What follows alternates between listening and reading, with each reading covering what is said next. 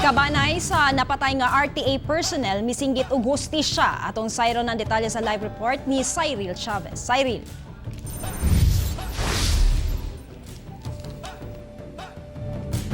Sila dili madawat sa kabanay sa biktima ang nahitabo sa naasoy nga biktima, labi na nga nagpatuman lamang kini sa balaod yang gipatay sa mga sospek.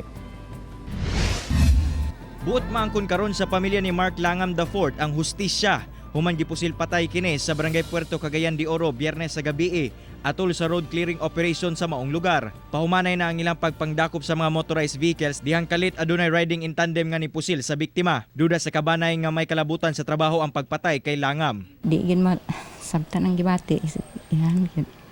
Tako kay akong panghinayang kay dako sad kog kuan gid sa iya, pangandoy para sa iya. Saan taman na. Mitabang ang local government sa pagpalubong sa biktima, 30,000 pesos ang financial assistance ug posibleng mahatagan og scholarship ang anak niini. Nag-reassess ta sa atong security protocols, sa ato ang operational protocol pod kung saon gyud ang pag-conduct sa operations para pod ma-avoid na ning mga inaning nga mga incidents. Ginasuta pa sa kapulisan kung unsa ang motibo ug kinsa ang nagpaluyo sa maong krimen. Okay, ang ato ang buhatan karon sir padayon pagyapon sa pag-imbestiga aron pod ana hustisya nga madawat ang maong biktima og ang pulis sir dili kini mohunong sa pag-conduct sa investigation unless dili kita makadawat og hustisya ang katong sir ang katong hingtungdan.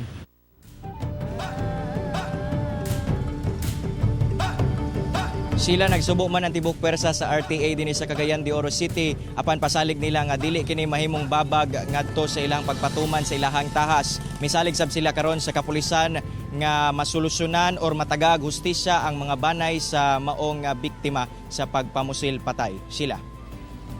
Daghang salamat, Cyril Chavez.